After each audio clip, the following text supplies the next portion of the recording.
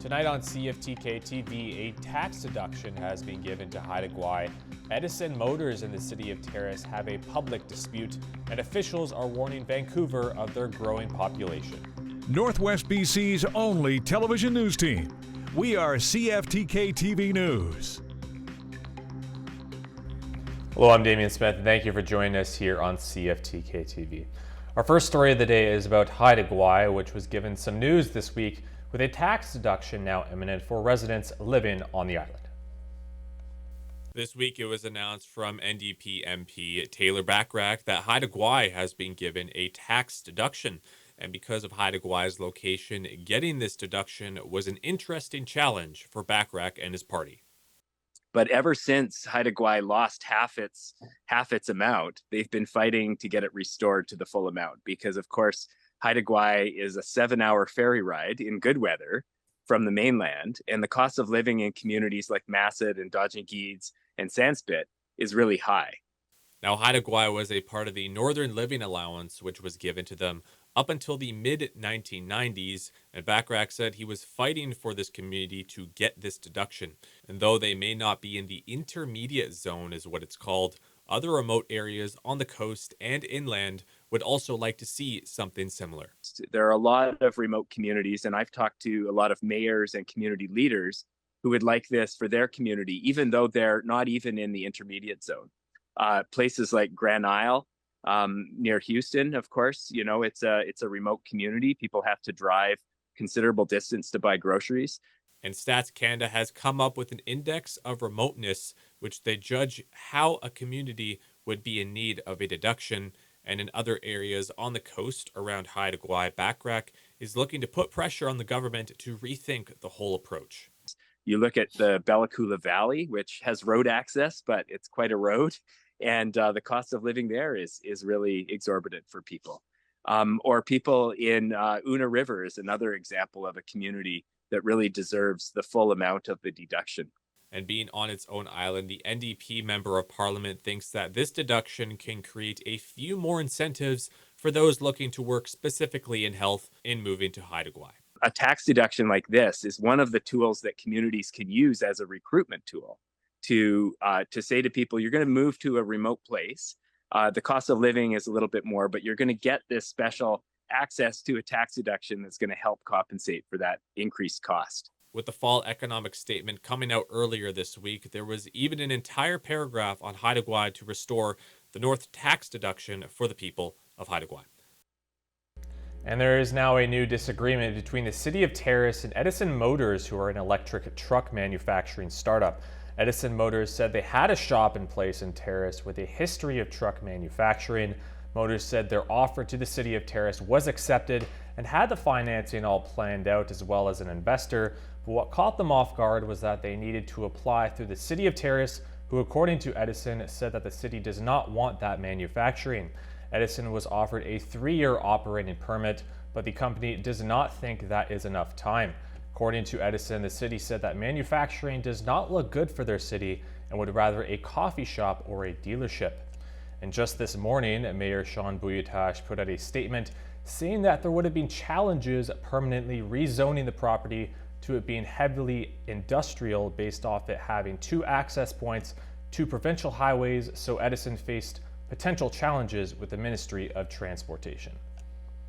Now, these past few weeks, the Prince Rupert Port Authority has been delivering Christmas baskets to commercial vessels in the harbor. And for a lot of these crew members, they can be isolated, and the PRPA says this is a small token to show gesture for their workers. Being a former seagoing officer myself, I know how difficult it is to be away at Christmas time. And so we deliver the baskets to each ship just to say thanks for what you're doing and provide a little bit of a Christmas cheer for them. And the majority of the vessels within the harbor right now, they're trans-Pacific, and so they've been away for months at a time. You know, living on board, you know, with a crew of up to 20, with family and friends back home. There's, you know, limited internet and capabilities for the, you know, quick FaceTime calls, but other than that, communication is pretty limited. You know, I have to really give the hats off to our patrol vessel crew who are out there delivering it. But yeah, very well received. Even just the deckhands leaning over the side of the ship to receive the baskets. Big smiles, a lot of thank yous, and I think they really appreciate the efforts that the boat crew goes to get these baskets to them. And Canadian politics will now see an interesting shuffle in the next little while as Justin Trudeau looks to make adjustments in his next cabinet. Judy Trin from CTV News has more. What a team. That unity is now gone. There are big holes on the Prime Minister's front bench. Since the summer, 9 cabinet ministers have stepped down or decided not to run again. But Chrystia Freeland is staying in caucus despite her bombshell resignation. I, Dominic LeBlanc. She was replaced by Dominic LeBlanc as the country's finance minister. LeBlanc stamped out speculation that he's a placeholder for former Bank of Canada Governor Mark Carney. When the Prime Minister asked me to be the finance minister, he told me that I was going to be the finance minister in his government until the next election. LeBlanc maintains responsibility for border security, but his former role as public safety minister is expected to go to David McGuinty, who served on the National Intelligence Committee.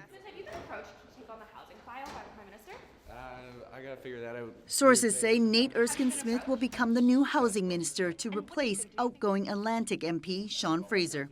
Other new cabinet faces include Quebec MP Rachel Bendayan, Cole Harbour MP Darren Fisher, and Winnipeg's Terry Duguid. Observers say these appointments could boost the chances of re-election for loyal MPs. That's a chance to improve their chances of winning their seats because they have a bit more stature and status if they're running from cabinet. But it doesn't change fundamentally the situation that we're in. The Prime Minister is on the ropes. The Liberals are more than 20 points behind the Conservatives in the polls. They've lost 3 consecutive by-elections. With more than a third of caucus calling for Justin Trudeau to resign, a cabinet shuffle may not change the party's political fortunes. I don't think anybody expects this parliament to last beyond a spring budget at the very latest. And we'll be into an election. And as a warning, this upcoming story has mentions of sexual assault. 51 men have been found guilty in the mass rape trial in France that captured the world's attention. Supporters of Gisèle Pelicot, who was drugged and raped by her husband and by dozens of others he said recruited, say some of these sentences are too light. CTV's Genevieve Beauchemin is following this story. Those words of gratitude on court steps greeted Gisèle Pelicot, now an image of bravery around the globe. Pelicot's former husband was found guilty of drugging and raping her in the home where they had retired in the small village of Mazan, France. He also recruited dozens of other men online to rape her, and this for over a decade, encounters he filmed and photographed. Dominique Pelicot, now 72 years old, was sentenced to the maximum under French law, 20 years in jail. His lawyer, Béatrice Zavarro, said they have yet to decide whether to appeal. The 50 other accused were dubbed collectively Mr. Everyman, truck drivers, a firefighter, a prison guard, a journalist. They were handed sentences ranging from 6 to 9 years. Je n'ai jamais regretté cette décision. Gisèle Pelicot said that while this trial was a painful ordeal, she never regretted the decision to open its doors to the public. She waived her right to anonymity, pushed for shocking evidence to be heard in open court, insisting, as she famously said from the start, on making shame switch sides to the accused. We need to remove the burden off the victim, and we need to focus on who's causing harm and how do we better support men and boys so that they don't become future perpetrators. Protesters from far and wide gathered in the town of Avignon for the trial. They denounced the sentences against most of the men as too light. But they also expressed hope there would be a before the Pelicot trial and an after for victims of sexual violence. To supporters, this mother and grandmother is now the symbol of an ordinary woman who took back control, turning it into an extraordinary picture of empowerment. For Gisèle Pelicot and her children, who once thought they had a loving husband, loving father, they now face the immense task of rebuilding their lives. Geneviève Beauchemin, CTV News.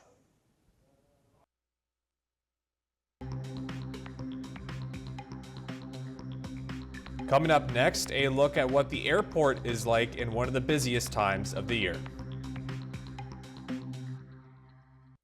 Welcome back. Well, it's that time of year again where family members will start to roll in for the holidays, and those working at the airport are definitely prepared. Garrett Berry from CTV News has more. Safe to say Jocelyn Farrell is a little bit anxious. Any minute now, her baby girl will walk down the stairs home for the holidays. Well, I've been cleaning and cooking and shopping and pacing the halls. I haven't been asleep. I didn't even sleep last night. I can't do it. Back from a first university term, this is the longest they've spent apart since her daughter was adopted as a baby. She's like a rock star. I can't wait till she gets home. Christmas will start the minute she walks through the door. After all that waiting, finally, Baby! it's a day filled with excited reunions. Like Lorraine Neal back in Newfoundland for Christmas for the first time in 25 years. Yeah, we're excited. And I'm going to bring blue skies to them. What are you looking forward to most? Seeing these brats. So a bit of pressure for sure for those behind the scenes. This is the on-duty desk, the airport's 24/7 response center to just about anything. Everybody, our tenants, our contractors, so on, have one number to call, and it's his number. And yeah, it can be phenomenally busy on the telephone. With no dramatic winter weather, it's looking clear today, but already planning for an upcoming stormy system coming this weekend. It could be, particularly in the winter, conditions on the apron, that they need some additional snow clearing or ice control before they walk passengers into the building. If flights are running early or behind, we may just need to start juggling bridges and gates. And now we take a look at the weather forecast for tonight and the upcoming week. Prince Rupert should have periods of rain ending later this evening, followed by some clear conditions. Winds will be coming from the southeast at 30 kilometers per hour, increasing to 50, except at 80 from the northeast near the valleys and inlets overnight, and there will be a low of 6 degrees. The Terrace and Kitimat region should have periods of snow mixed with rain ending later this evening, followed by clear conditions, and the snow amount should be lighter than yesterday at just 1 to 2 centimeters. There will be winds from the north at 20 kilometers per hour, increasing to 40 at times, and the temperature should be steady near -1 with a wind chill of -11 overnight. The Bulkley Valley and Lakes District should have cloudy conditions with a 40% chance of flurries earlier this evening with a risk of freezing rain, and there will be winds upwards of 15 kilometers per hour with a temperature of -4 and a wind chill of -7. Now onto your weekly weather forecast. Expect higher temperatures on the north coast where you'll see rain and showers throughout the week, but with fairly high temperatures considering we are in December, and the high will be 11 degrees on Sunday and the low will be 4 on Tuesday night. In Terrace and Kitimat, expect snow and rain for the next couple of days, followed by snowier conditions starting on Christmas Eve, and the high will be 2 degrees on Monday and the low will be -2 tomorrow night. And finally, the Bulkley Valley and Lakes District should see a week of flurries upcoming with some sun coming in and out for the next few days, and the low will be -5 tomorrow and Tuesday night, and the high will be -1 on Tuesday. And now into your Northwest roadside report. For more updates, make sure to check out Drive BC. On Highway 16, there is compact snow between Doreen and Skeena, slippery sections throughout, limited visibility between Fort Fraser and Vanderhoof, and utility work in Vanderhoof. Highway 37 sees compact snow between Terrace and Kitimat, slippery sections north of Kitwanga, and the Moonlit Creek Rest area is closed due to flooding. Highway 37A has slippery sections. Highway 118 has slippery sections. The Nishka Highway has compact snow throughout, and Telegraph Creek Road has slippery sections. And these were what the cameras were looking at around the Northwest.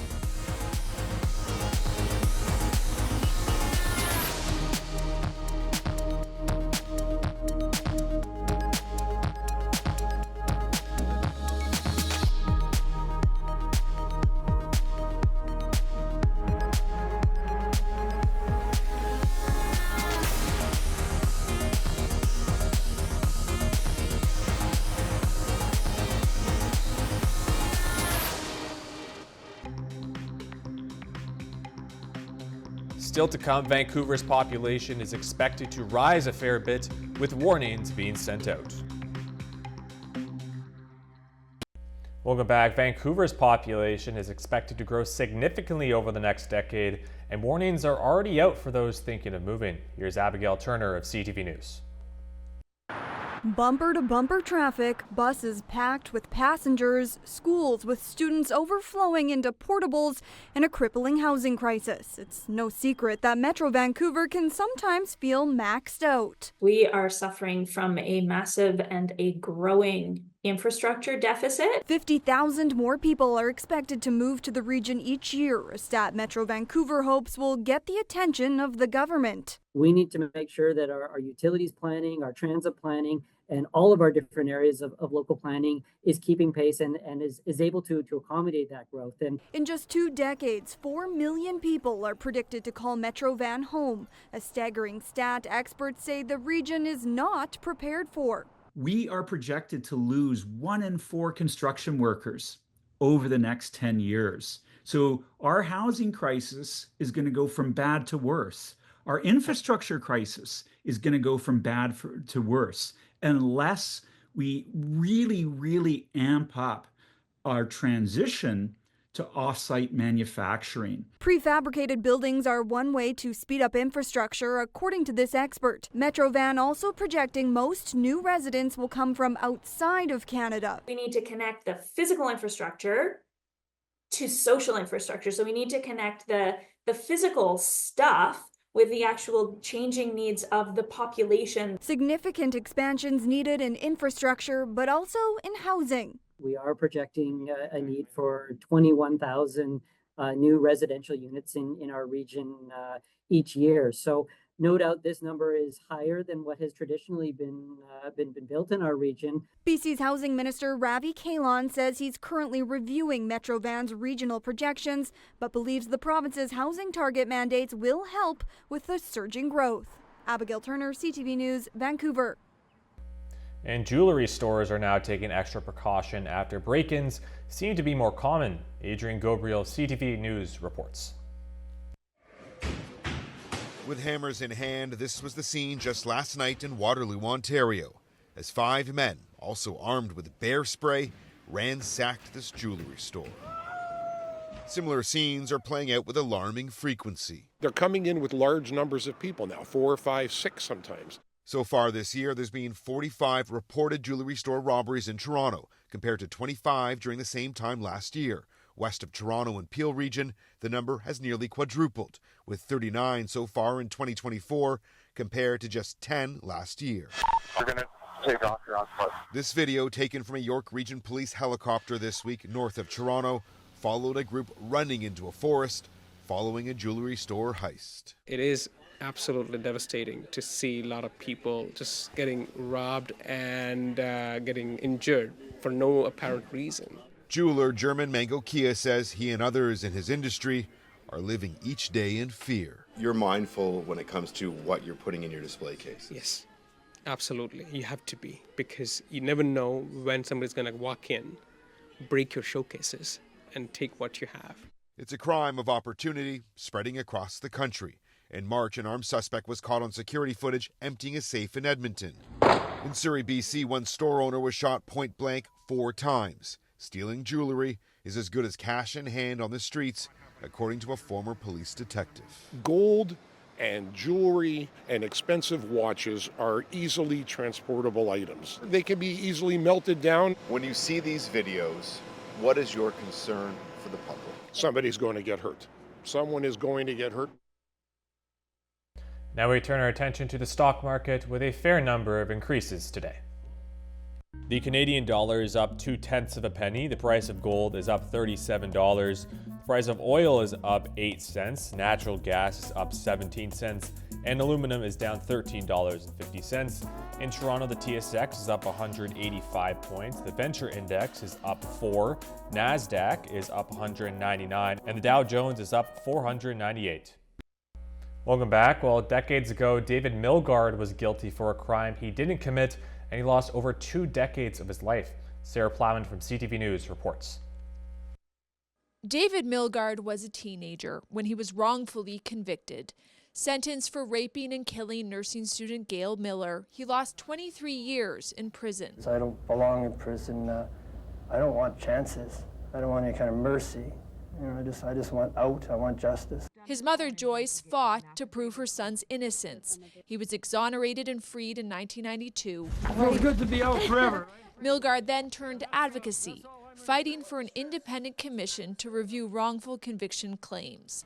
That is now law, named after Milgaard and his mother, though neither lived to see it. It didn't take a village, it took a country to achieve what we have, and thank God for Canada, because we've done it.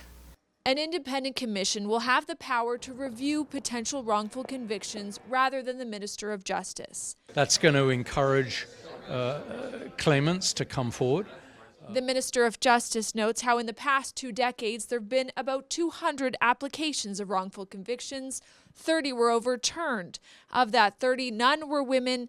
Only 7 were racialized people. There is a severe overrepresentation of Indigenous and Black persons in our justice system. And when I heard those statistics, it was shocking. It's believed the new process will speed up reviews of miscarriages of justice and make them more accessible. This legislation includes money, personnel, and tools, including things such as legal aid funding. The change is a major step for Innocence Canada, which this year helped to exonerate Robert Mailman and the late Walter Gillespie of New Brunswick and Clarence Woodhouse of Manitoba. We're currently working on 130 cases in our office, and we only have the resources to look at homicide cases. And finally, for an NBA organization, a PS5 giveaway would usually be considered pocket change, but instead the Charlotte Hornets got caught making a very public mistake. Here's Paul Hollingsworth of CTV News. On Monday night, a die-hard Charlotte Hornets fan took his nephew to a game as a pre-Christmas treat. As part of an in-game promotion, the 13-year-old was invited on court and given a PlayStation 5. Happy holidays, friend! Family friend Adam Turner was watching the heartwarming moment unfold on TV. He texted the uncle. From our perspective, we texted back, we were like, whoa, PS5, that's cool. Turner then received a reply. Immediately texted back, he's like, actually, they took it away. When the camera was turned off, the Hornets took the video game console back from the boy and gave him a jersey instead. They shouldn't be doing this. If this is a common practice, get rid of it. To make this moment that's supposed to be something cool, a show, right, which is really what it was. Turner took to social media and called out the Hornets. Around 5 million people have viewed the post. The Hornets said the skit included bad decision-making and poor communication. Simply put, we turned the ball over and we apologize. The teen is now getting a PlayStation 5, this time for keeps. In addition to the apology and giving this young man a PlayStation 5, the Charlotte Hornets have also promised him a VIP fan experience for a future home game. Turner feels like he is witnessing a real-life Dr. Seuss scenario.